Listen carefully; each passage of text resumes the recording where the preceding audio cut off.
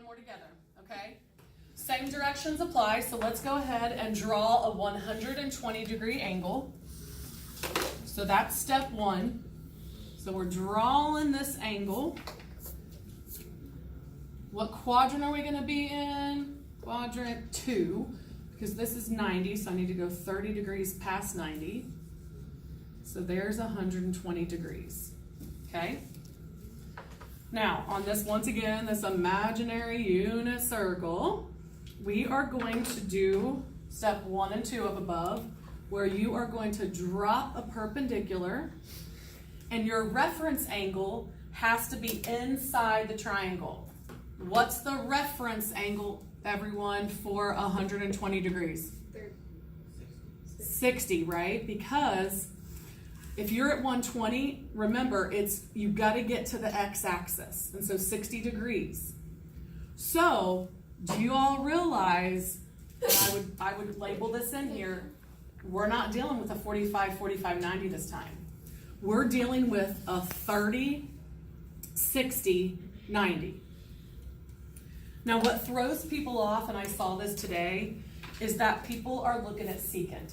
And they're like, how am I supposed to do secant? Well, first of all, our goal to find the secant of 120 would be to find the secant of 60.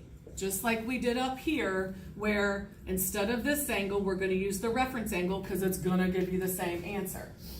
But before I do secant, it's confusing to people. They're like, well, oh my gosh, how do I do this? Well, y'all, what do you think we're going to do instead of secant that we've done all chapter?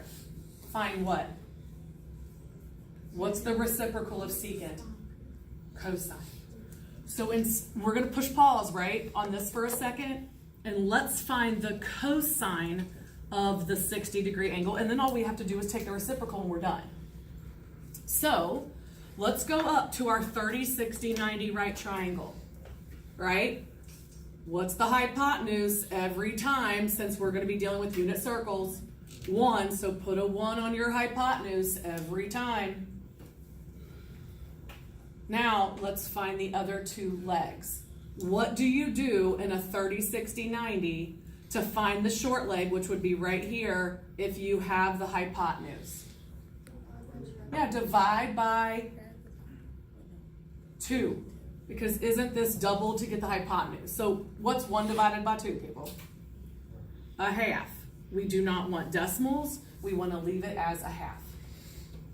Now, what do you do to the short leg to get to the long leg in a 30, 60, 90? Multiply by? Excellent. So I'm going to write it as radical 3 over 2, because 1/2 times radical 3 is the same thing as radical 3 over 2. So I'm circling the 3 components that make up that right triangle. Okay, now it's easy. Let's get to work. The cosine, ka. What's ka stand for in SOHCAHTOA? Okay, so what's 1/2 divided by 1? Uh-oh. Uh-oh.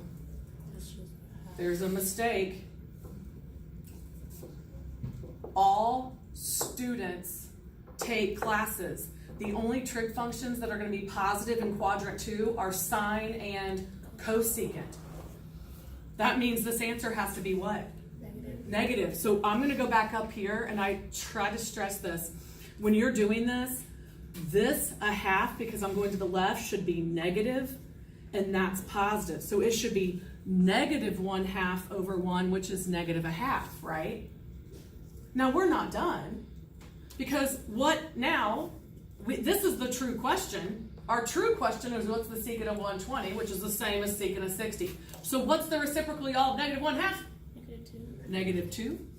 Therefore, the final answer, the secant of 120 degrees, is negative 2.